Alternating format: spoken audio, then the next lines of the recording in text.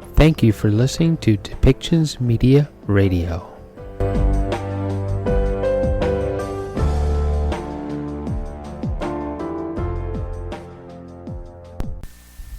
Welcome to Policy and Rights, the show about government policy and human rights.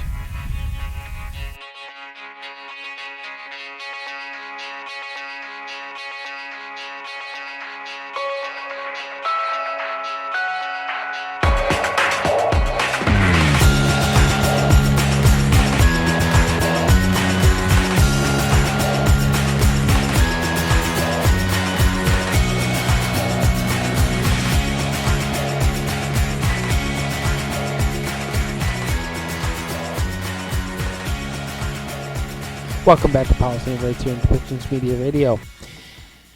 I'm your host, Michael Clogs. As you know, it has been many months since Russia invaded Ukraine. And while everyone is calling it unlawful, illegal, all sorts of descriptors to explain why Russia should never have invaded Ukraine unless, of course, you're Vladimir Putin, and then you're calling it heroic and needed and warranted, and it had to be done to stop the Western countries from taking over a country that did not want to be Westernized. So, if Vladimir Putin wanted to help the people of Ukraine, why is it that he is attacking civilian sites? Why is he attacking sites with drones, missiles, and so forth that would develop food, that would develop and help civilians with things that they need to live a better life? No one seems to be able to truly answer that question. Although if we hear from the Russian Federation, they say that it was the Western governments that made that attack. Well, there's only one way to actually find out who's attacking what, and that is to actually be there in the Ukraine to actually get a hold of them and find out the people, the average everyday person, and not just the person who is representing the government. So, with that being said, we are going to hear from the UN Security Council floor as a representative from Ukraine discusses attacks that are made by Russia on civilian sites. So why don't we listen to that coming first, and then we'll be followed by other things from the UN as Antonio Guterres is addressing the press at a G20 summit, and then we will also hear with more updates on migration and children in danger because they are attempting to escape South America or points south in the Americas in order to get to safer places, either through Mexico, the United States, or Canada.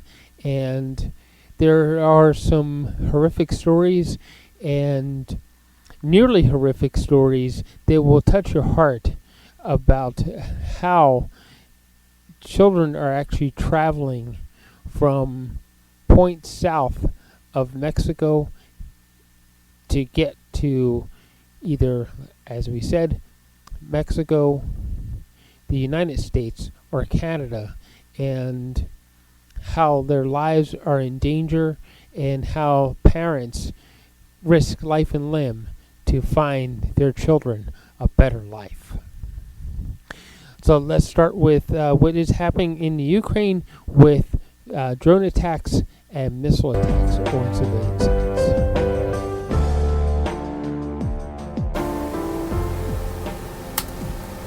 I now give the floor to Mr. Miroslav Jenča. Thank you, Mr. President. Russia's full-scale invasion of Ukraine, launched in violation of the UN Charter and of international law, continues to inflict large-scale suffering on the people of Ukraine as they face daily intensifying attacks against civilians and civilian infrastructure. Since February 2022, the Office of the High Commissioner for Human Rights, OHCHR, has verified 26,717 civilian casualties, 9,511 killed, and 17,206 injured. At least 549 children have been killed, and 1,166 more children have been injured. In the latest illustration of the suffering that Russia's invasion inflicts on civilians across the country, just 2 days ago, a daylight missile attack hit a crowded market in Kostiantynivka in the Donetsk region of Ukraine, reportedly killing 16 people, including a child, and injuring dozens of others. On the same day, a Russian drone attack on the Danube port of Izmail in the Odessa region reportedly killed one person and damaged agricultural and port facilities, according to the local officials. The continuing relentless attacks targeting Ukraine's grain infrastructure on the Black Sea and Danube River ports after Russia decided not to extend the Black Sea Initiative risk having far-reaching consequences for global food security. Attacks directed against civilians and civilian infrastructure, including objects necessary for food production and distribution, are prohibited under international law.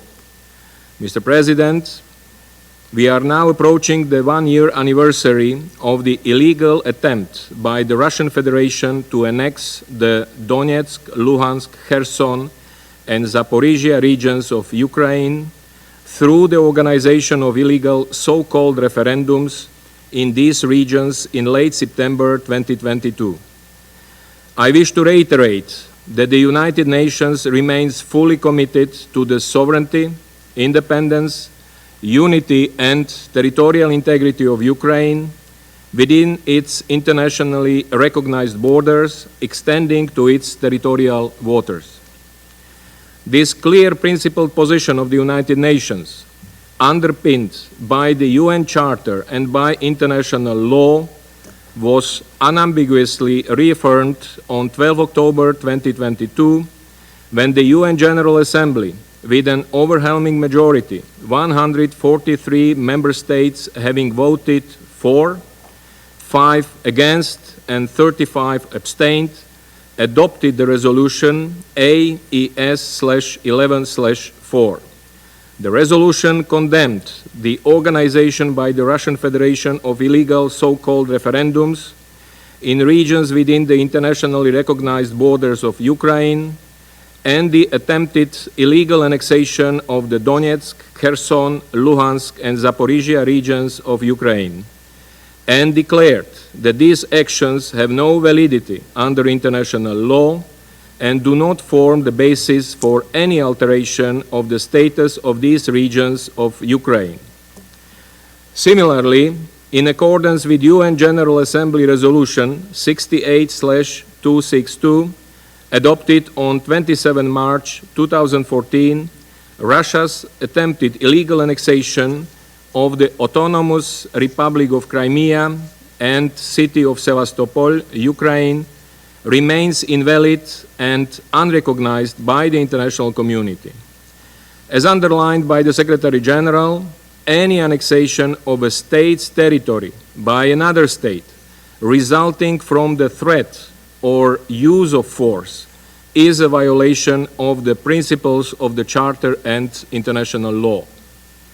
In this regard, we are concerned over reports of Russian Federation holding so-called elections in areas of Ukraine currently under the temporary military control of the Russian Federation. These so-called elections in the occupied areas of Ukraine have no legal grounds. We also recall that as the occupying power, the Russian Federation is obligated under international humanitarian law to respect, unless absolutely prevented, the laws of Ukraine in force in the areas that it occupies. We continue to condemn any actions that could further escalate or deteriorate the situation. We remain concerned about the humanitarian needs and the human rights situation in and the lack of access to the areas of Ukraine currently under the temporary military control of the Russian Federation. Mr. President, last year the Secretary General warned that the decision by Russia to go forward with its attempt to illegally annex Ukrainian territory would further jeopardize the prospects for peace. Regrettably, 1 year later, amidst continuing intense fighting and unacceptable attacks against Ukrainian civilians and civilian infrastructure, these latest illegal attempts to organize new so-called electoral processes in the occupied areas of Ukraine further undermine the prospects for peace. As the Secretary General has repeatedly stated, now more than ever, we need just and lasting peace in Ukraine, in line with the UN Charter, international law, and resolutions of the General Assembly. The United Nations remains ready to support all meaningful efforts to this end. Thank you. I thank Mr. Janša for his briefing.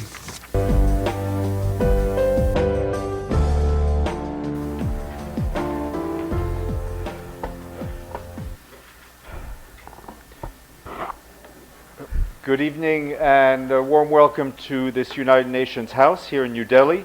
We have with us, as you know, the Secretary General of the UN, who's here in advance for the G20. He will make some opening remarks, and then we will take your questions. Sir, please. Ladies and gentlemen of the media, a very good evening. It is a great pleasure to be back in India for this pivotal G20 summit. And let me begin by expressing my gratitude to India for the warm welcome and my hope that India's presidency of the G20 will help lead to the kind of transformative change our world so desperately needs, in line with the repeated commitment of India to act on behalf of the Global South and its determination to pursue the development agenda. And I welcome the focus on one Earth, one family, one future. This phrase, inspired by the Maha Upanishad, finds profound resonance in today's world, not just as a timeless ideal, but as an indictment of our times. Because if we are indeed one global family, we today resemble a rather dysfunctional one. Divisions are growing, tensions are flaring up, and trust is eroding, which together raise the spectre of fragmentation and ultimately confrontation. This fracturing world would be deeply concerning in the best of times, but in our times it spells catastrophe. Our world is in a difficult moment of transition. The future is multipolar, but our multilateral institutions reflect a bygone age. The global financial architecture is outdated, dysfunctional, and unfair. It requires deep structural reform, and the same can be said about the United Nations Security Council. We need effective international institutions rooted in 21st century realities and based on the UN Charter and international law. That is why I've been advocating for bold steps to make those global institutions truly universal and representative of today's realities, and more responsive to the needs of developing economies. We have no time to lose. Challenges stretch as far as the eye can see. The climate crisis is worsening dramatic, but the collective response is lacking in ambition, credibility, and urgency. Wars and conflicts are multiplying, but efforts to advance peace are faltering. New technologies are raising red flags, but actions to contain the risks remain too slow and too piecemeal. Poverty, hunger, and inequalities are growing, but global solidarity is missing in action. And I have come to the G20 with a simple but urgent appeal. We cannot go on like this. We must come together and act together for the common good. G20 leaders must show leadership in two priority areas. First, leadership on climate. The climate crisis is spiraling out of control.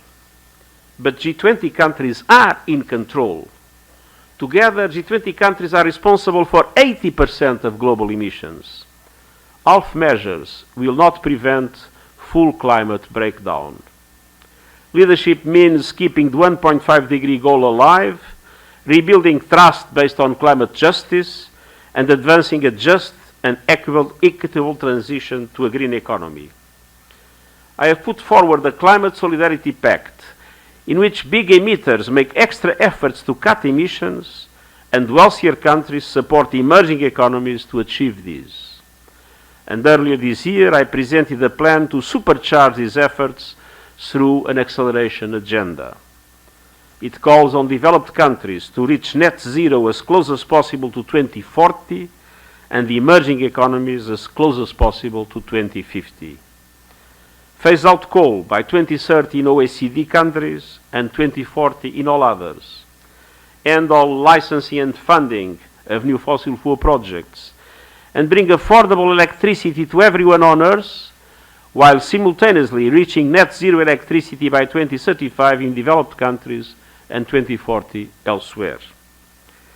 Leadership also means finally delivering on commitments to developing countries by the developed world, including by meeting the $100 billion goal, doubling adaptation finance, replenishing the Green Climate Fund, and operationalizing the loss and damage fund created in the last COP. Ladies and gentlemen of the media, second, the G20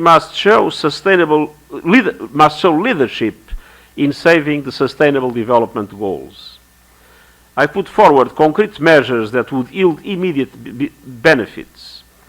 They include an SDG stimulus of at least $500 billion per year, an effective debt workout mechanism to support payment suspensions, longer lending terms, and lower rates on fairer terms to developing countries in distress, a meaningful capitalization and change in the business model of multilateral development banks to be able to massively leverage private finance at reasonable cost to developing countries, a more substantive rechanneling of unused special drawing rights to increase liquidity where it is needed most, and a shift in subsidies away from fossil fuel to more sustainable and productive uses. Together, these actions would catalyze SDG progress and help developing economies invest in key transitions across energy, food systems, digital, education, health, decent jobs, and social protection. All of these within reach, but it will take all hands. No nation, no region, no group, not even the G20 can do it alone. We must act together as one family to save our one Earth and safeguard our one future. Thank you. Thank you very much. First question will go to, before I go to that, just a kind reminder, one question per person, and please ask your question clearly. Himanshu from NDTV, if you could stand up, please. And take the microphone, please. Thank you.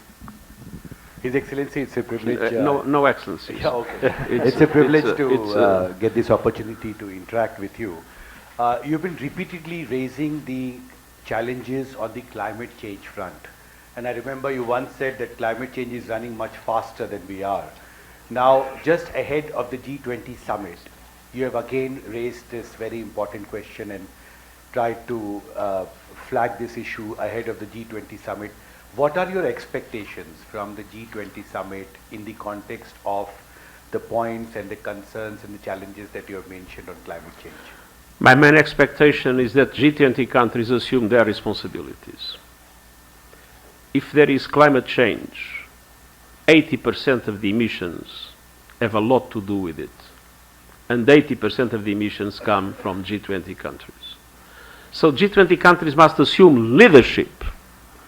Assume leadership in two fronts. First, in reducing emissions. But second, in climate justice.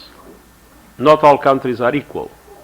We need to find ways in which developed countries are able to support developing countries, but not only in the reduction of their emissions, but also in adaptation, in building resilience for their communities that are suffering the dramatic impacts of climate change just now. I came from the Africa Climate Summit. 20 of the most dramatic hotspots in the world are in Africa, and Africa is the poorest continent. So there is a basic injustice that needs to be addressed, and at the same time, there is an essential ambition that needs to be assumed by G20 countries in line with their responsibilities. Yogita, BBC News.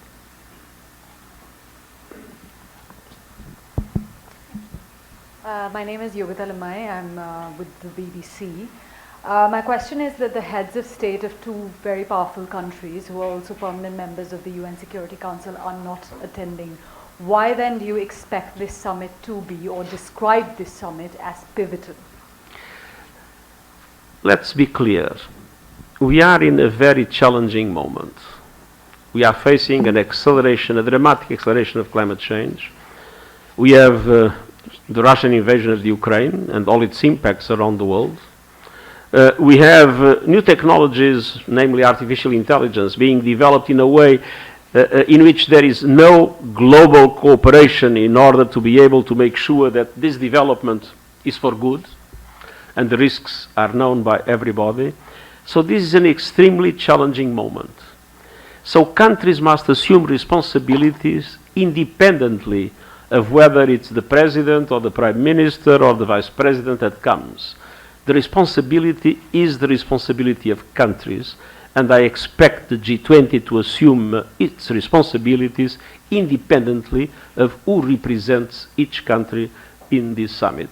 Whatever the person that represents the country, the responsibility of the country is the same. Thank you. The young lady in the front row in the red.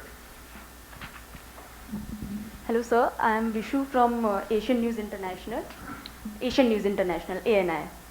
So, sir, my question is related to India's presidency. Do you see it has any potential to India has the potential to become the voice of the world, and especially of developing countries or underdeveloped nations?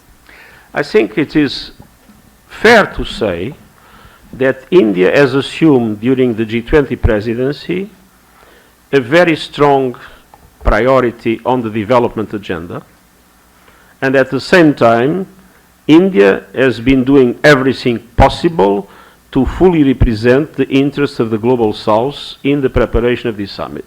Now the results will be what they will be, and the responsibility is of G20 in its entirety.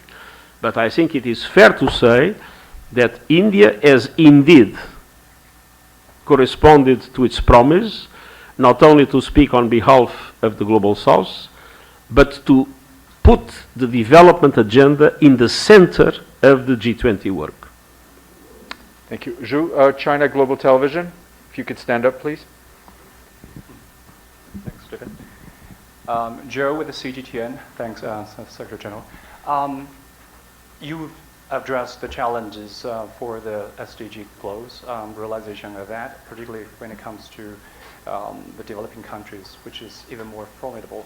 But there are worries about the mistrust, growing mistrust actually, that may pull the global south. The what? The mistrust. that may pull the global north and south further apart. So scholars argue that monopoly of advanced technology by the north, and also these, as you said, emission rules and also financial issues facing those developing countries, and also the Ukraine crisis, kind of like in the context of ideological confrontation. So now we are expecting AU, African Union, to join G20 to add some voices from the global south. How do you see the current multilateralism promising to unite the global north and south, and how would UN continue to address the reforms as the G20 host is now advocating more, reforms of the multilateralism? One of the key aspects of what has been consistently my intervention in the recent past has been to say that facing enormous challenges in a world that is becoming more and more multipolar, we need a strengthened and reformed multilateralism. Some people think that if the world is multipolar, then peace will come by itself. It's not true.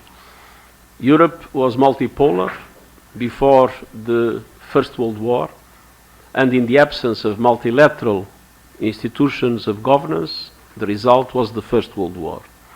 So multipolarity requires strong and reformed multilateral institutions.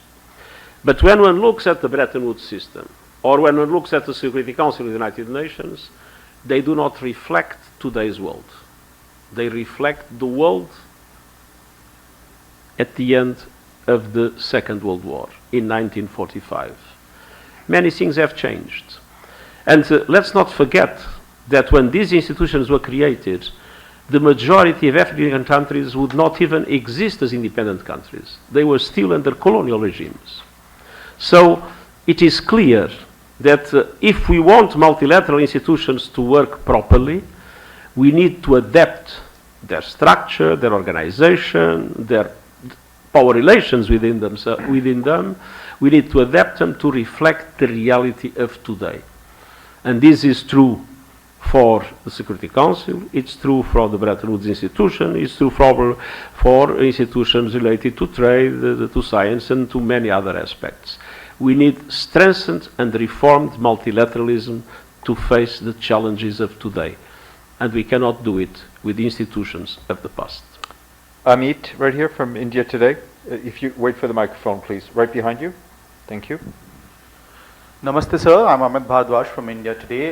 You yourself said that the UN Security Council is outdated, and considering the situation of the present, the way India is voicing the voice of the global South, do you think that number one, there's need to broaden the UN Security Council, and India is a strong contender to become part of UN Security Council? It's not for me to define who will be in the Security Council. It's for member states. It is obvious that India is today the country of the world with the largest population, and it is obvious that India is a very important partner in the world multilateral system. But it's not for me to decide who's going to be in the Security Council. It is for me to say that I believe we need the reform of the Security Council to reflect the realities of today's world. Thank you. The young lady in the green black stripe right there. Good evening. I'm Divya from the Indian Express. Do you think India presently has the credibility to be a mediator in the Russia-Ukraine conflict? Do you mean to be a mediator in the Russia? Can India be a mediator in the Russia-Ukraine conflict? Can India have a role to play as a mediator of Russia? I think that when you have a conflict, all efforts of mediation are extremely important. But I don't think we can blame India for the fact that the war is going on, is dragging on.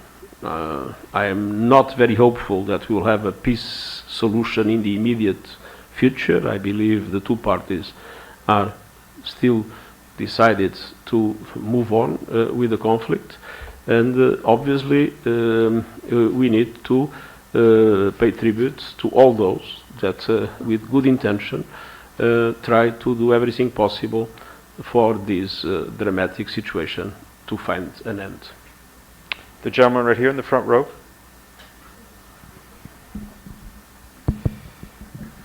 Secretary General, I'm Amritpal Singh from DD India. You spoke about reform of multilateral institutions, saying they are institutions of the past and do not reflect the realities of the present. Is there now a need to put a timeline to the reform of these institutions?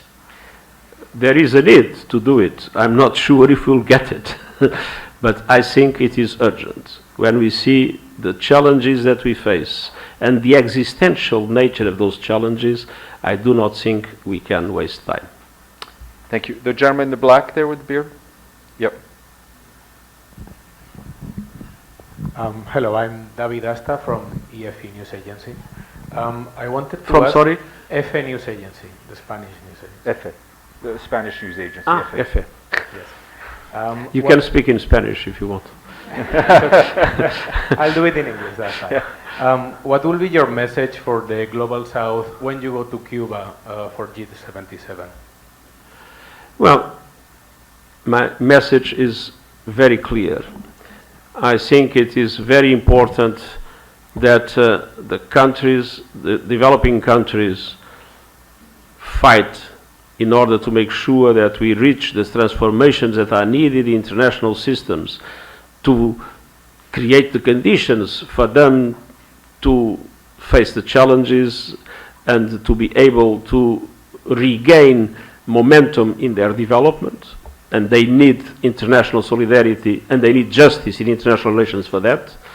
But at the same time, a message to ask countries in the Global South to adopt their own reforms, to ensure good governance, to mobilize their own resources in order to guarantee that the Sustainable Development Goals become an effective priority in their own internal policies.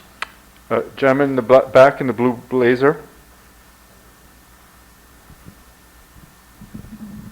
Thank you, Secretary General. This is Reza from the Hindustan Times. My question is, you flagged two very important issues, climate and SDGs, and that has been discussed a lot at the G20 meetings that we've had throughout the year. But also we've seen that the Ukraine issue is one of the things that has come in the way of a joint declaration.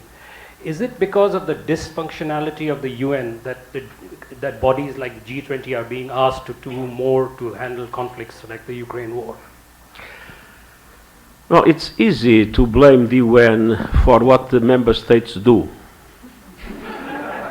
But it was not the UN that invaded Ukraine, it was not the UN that created the conditions for this conflict.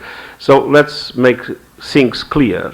The responsibilities of member states must be assumed by member states, and let's not make the UN the scapegoat of the failures or of the negative actions that are committed by member states. Thank you. Last question, gentleman in the white here. Thank you, Secretary General. Shashank Mattu with the Mint. So you've called for a stimulus program of about $500 billion in additional spending for developing countries. Are you optimistic that at this G20 or in the coming years, the developed countries will be able to mobilize that kind of funding for developing countries? You've led a Western European country yourself. Do you think there's any possibility of that happening? First of all, before being optimistic or pessimistic, using an expression that I use many times of Jean Monnet, I am determined. And first, it is possible to do it, and it's necessary to do it. Just to demonstrate how possible it is. If the special drawing rights that were distributed, as you know, according to the quotas, and so developed countries benefited much more than developing countries. And there was a commitment to rechannel part of those special drawing rights to countries in the Global South. Now imagine that beyond the $100 billion of rescheduling that was more or less promised, that it was possible, and I believe it is possible, it's a matter of decision and of assumption of solidarity, to have an additional $100 billion put at the disposal of developing countries. And imagine that you use the multilateral development banks to do so.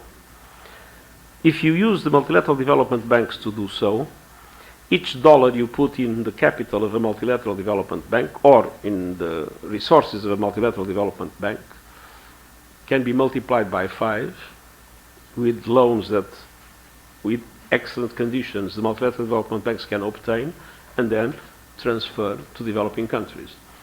5 times 100 billion is 500 billion. So this gives you an idea, and there are many other measures that we need to think about, how to mobilize the private finance through a new model and a new business model of multilateral development banks, giving more guarantees, being first risk takers, instead of just making their own loans. And that, again, brings private finance at reasonable cost to developing countries. We have been asking for capitalization of the multilateral development banks. Everybody today recognizes, and in a report that was presented to the G20, there is a clear recognition of that need. Again, it's a multiplying effect. So there are many ways to get it. It's a matter of political will. And we need to make sure that political will follows the needs that humanity has in a very dramatic moment, like the moment we are living together. Great. On that note, thank you very much. Thank you. Have a good evening. For being here, as Farhan said, we have with us Gary Conneal, who is UNICEF's Regional Director for Latin America and the Caribbean, and we mentioned it very briefly at the noon briefing. He will talk to you about a report launched on the changing face of child migration in Latin America and the Caribbean. Mr. Conneal, you have the floor. Merci beaucoup. Good morning, everybody. My name is Gary Conneal, and I am the Regional Director for Latin America and the Caribbean with UNICEF. Today I have the distinct privilege of unveiling the latest UNICEF Child Alert Report, focusing on the evolving migration patterns of children and families in Latin America and the Caribbean. The purpose of our gathering is twofold. First, to highlight these critical findings, and second, to underscore the urgency of the situation we are facing. The report unveils a stark and alarming reality. Children are now migrating within Latin America and the Caribbean at an unprecedented rate, constituting a larger share of the migrant population than any other region worldwide. While migration is certainly not a novel phenomenon in our region, it has undergone a profound transformation over the past decade. The situation confronting children on the move in Latin America and the Caribbean is unparalleled in its complexity and scale, demanding immediate attention and decisive action. In my role as regional director, I have had the privilege of meeting children and families who have embarked on harrowing journeys. Their stories are a poignant reminder of the challenges we actually face. From South Africa to Northern America, from the Caribbean to Central America, an increased number of children have left behind their homes, their schools, their friends, and their communities. Notably, younger children are now undertaking these treacherous journeys with their families, a stark departure from the past. The impact of this evolving trend is felt in every corner of our region, with different countries serving as places of origin, transit, and destination, sometimes simultaneously. The driving forces behind child migration are numerous and complex, encompassing factors such as rampant gang violence, the escalating effects of climate change, and exacerbated inequalities and poverty magnified by the COVID-19 pandemic and subsequent lockdowns. The children I met shared their arduous journey, spanning multiple borders and modes of travel, from cars and boats to trucks and trains, but more often than not, on foot. Last June, I visited the perilous Darien jungle situated between Colombia and Panama, an unforgiving terrain characterized by dense forests, rushing rivers, treacherous hills, and vast swamps. I witnessed firsthand the challenges faced by migrant children and their families, and I'm still very much remembering the conversation I had with this very young family, traveling with a toddler. And of course, the husband was carrying the toddler, must be less than 1 year old, and everything else he can carry, and his wife holding on to them. And at a certain point, they're crossing a river, and the wife doesn't know how to swim, and the current takes the wife away. And the husband has to make the strategic decision, what do I do? Do I drop the child to save my wife, or do I keep the child and watch my wife drown? Fortunately for him, another person who was traveling drops everything she has, takes the child, and he's able to save his wife. 2 days after the incident, he was still in shock, and he described it to me as one of the most traumatic moments of his life. So this is a very significant challenge for the people who decide to go down this route. And in the first half of 2023 alone, over 40,000 children have crossed the perilous Darien Gap on their journey towards Northern America, matching the record number from the entire year of 2022. Many of these children have endured loss, be it of belongings, documents, and sometimes even family members. Now, these heart-wrenching scenes are repeated throughout the region and unfortunately throughout the year. Moreover, the profiles of child migrants is evolving, with children under 11 years of age now comprising up to 91% of all children on the move at select key transit points. This shift presents unique challenges to national migration policies and humanitarian response, necessitating tailored services such as breastfeeding space, for example. So in Latin America and the Caribbean, migrant and refugee children often encounter significant obstacles when attempting to access essential services critical for their well-being. Many miss out on education, proper health care, and protection, both during their journey and upon arrival at their destination. These challenges can have long-lasting physical and psychosocial repercussions that may hinder their full development and potential. So, in the face of this multifaceted and far-reaching crisis, what can we do? Well, first, it is an imperative to recognize that children on the move and their families possess rights and specific needs, regardless of the reason for their departure or their legal status. A child remains a child, irrespective of their circumstance. In partnership with governments and civil society organizations, UNICEF is actively engaged in providing life-saving assistance and support to migrants, refugees, and displaced children across 20 countries in Latin America and the Caribbean. Critical areas such as education, health, and child protection systems in both transit and host countries are essential for their growth and development. Second, we must also all realize that while child migration is often perceived as a challenge, it actually does present opportunities to contribute to increased growth, stability, and prosperity in Latin America and the Caribbean. Member states in the region can and should take specific actions to safeguard the rights, safety, and well-being of migrants and refugee children. This includes enhancing access to services, preventing and addressing violence, investing in child-sensitive border reception and services, ensuring access to legal identity and regularized status, and of course promoting integration and participation. Third, child migration in Latin America and the Caribbean transcends national boundaries. It is a continental issue that demands a unified response. All countries in the region can and must work collaboratively to address this multifaceted challenge. States should strive to mobilize a regional approach to international protection and tackle the root causes of child migration. This approach should recognize the interconnected nature of migration movements and policy responses in the region and expand safe and regular migration pathways for children and families, including mechanisms for family reunification, all while upholding the right to territorial assignment. Now, regrettably, there is no indication that child migration in Latin America and the Caribbean will abate in a foreseeable future. On the contrary, if the root causes such as gang violence, poverty, and climate change remain unaddressed, we may witness even more children and families undertaking perilous transcontinental journeys. I extend really my heartfelt thanks for your attention, and I'm of course eager to respond to any questions you may have. I hope you will find our report extremely useful. Please go ahead. Thank you, Mr. Comel.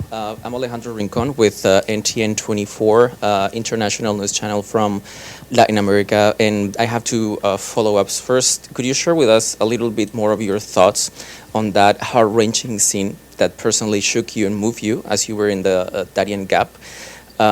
What was your overall feeling about this very terrible human tragedy that is unfolding down there? And second, on the risks that children are facing there, is there an issue in particular that do you think governments in the region should pay attention a lot more? For example, unaccompanied minors being vulnerable to human trafficking. Is there any issue in particular that do you think is the one that should tackle first? Because of course this is very complex and there's a lot of things to resolve there. So. Well, thank you for both questions.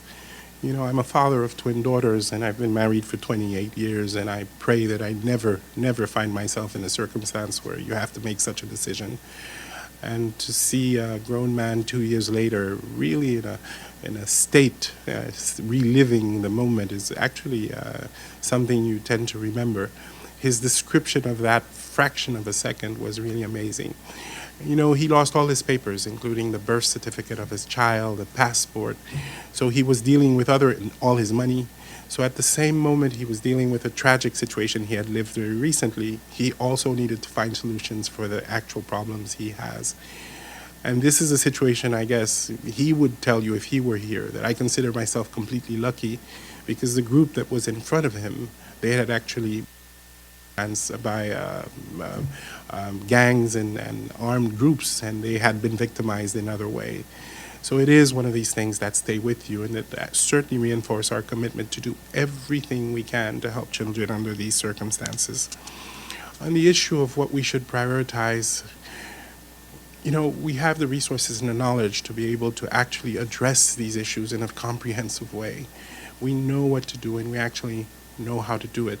Right now, the funding request we have to be able to address in a comprehensive way this whole issue, we're at less than 30% of our needs. With a little bit more help and support, we can do much more to protect and help these children and make sure that there's some continuity in a life that's been at a very early stage, so much disturbed, I would say.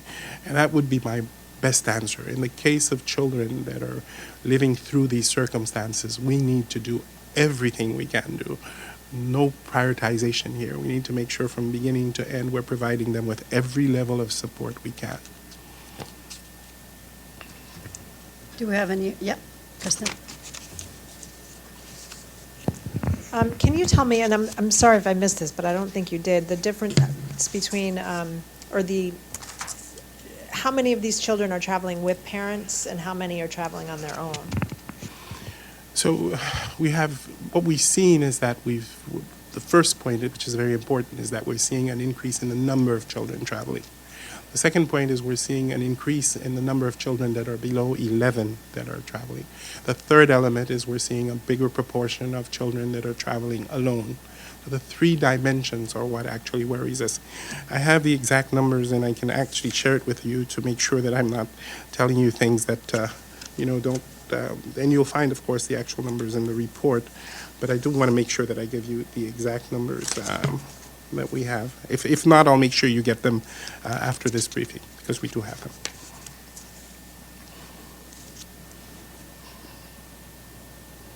Let's take another question while you look. Stefano. Thank you for this briefing. How those children, you mentioned why these people are moving, right? So would you consider them refugees or migrants?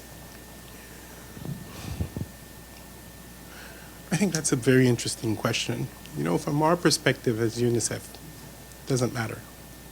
The reality is these are children that are exposed, in danger, and that require our assistance. Obviously, some of them are leaving their communities because they're fleeing poverty. Others are fleeing because there was a climate event and they've lost everything they had. Some are fleeing with their families as political refugees. Independent of the reason for which they have to leave their communities, these are children that are exposed and in a high level of danger. How we treat them should be standard, systematic, and certainly the same. So That's as far as I would go. I'm not sure that from our perspective, it's important for us to differentiate, what category they fall under. Because obviously, in the example I just gave you, when they're crossing that river, they're as exposed as any other child that would be in these circumstances. Sorry, just follow up. The reason why I ask is because there will be a difference, substantial difference in the way those states during this journey have to provide for this. So I don't know if you can answer, but the UNICEF, that's why I ask for UNICEF, wouldn't help these people if UNICEF will push for consider as those children, the most of those children, refugees? Right, no, thank you, and I understand the question.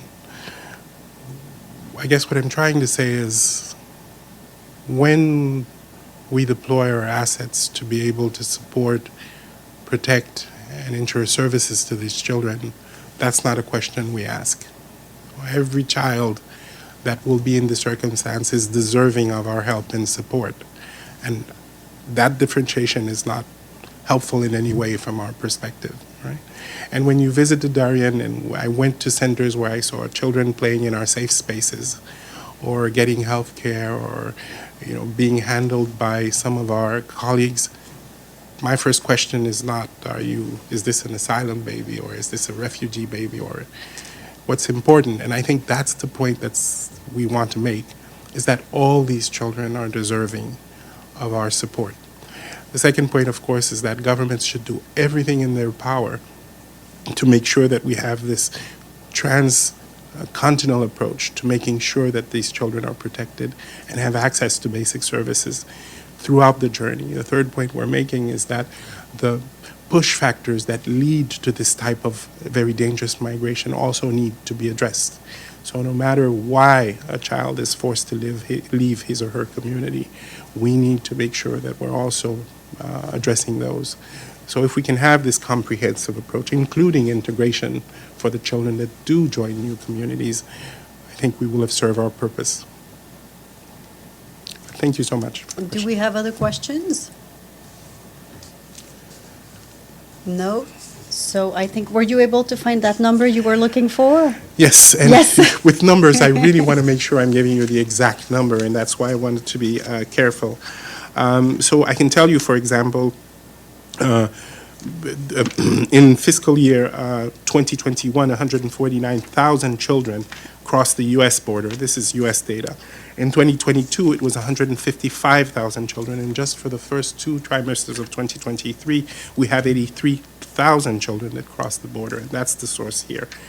And I will also make sure, and you'll find them in the report, very detailed information about the numbers that we have. Sorry, what was 2022? So again, this is numbers that we're getting from the United States Customs and Border Protection.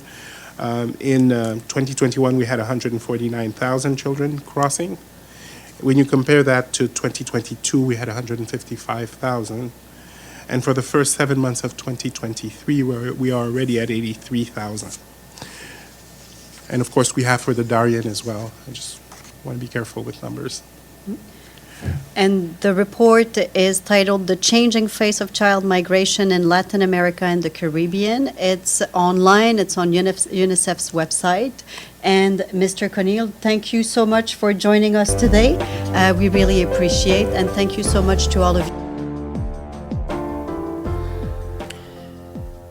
As we know that attacking civilian sites and attacking civilians, non-combatants, has been an illegal maneuver for many, many decades. All countries agreed to it and signed to it, especially if they decide to join the United Nations. And the Russian Federation is clearly a UN country. They accepted the idea that no, we will not attack civilian sites, we will not shoot at civilians, children, or helpless people. And yet, that is exactly what they've done. in the Ukraine and the Black Sea with attacking ports and things that would actually help send or develop food. Food is not to be a weapon. We have heard about how Antonio Guterres wants to see the G20 countries curb our emissions and our pollution and clean up how we actually do business. He also did mention something about that is a valid point of how we should be changing what the UN Security Council actually looks like.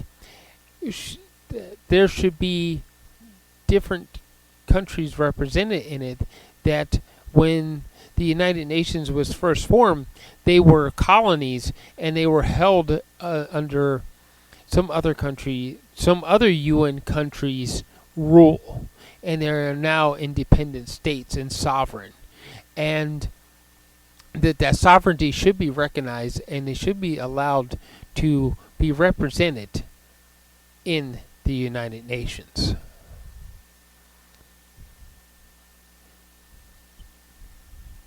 A lot of interesting points to follow with that, and how that can actually work out, and how it'll change opinions and how things are done on a global basis.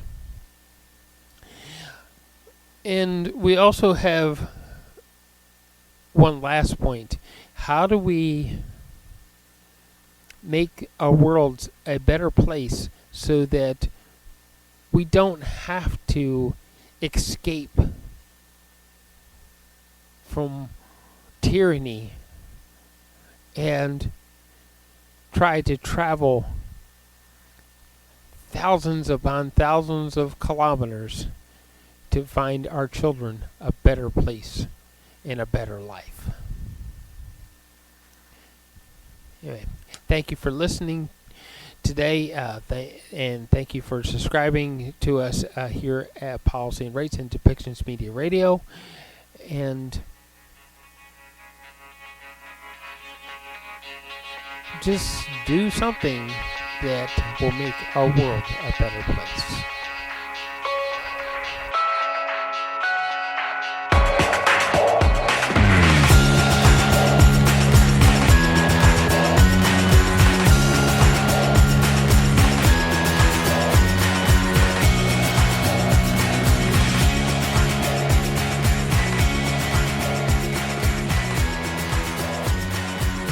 This show has been produced by Depictions Media. Please contact us at depictions.media for more information.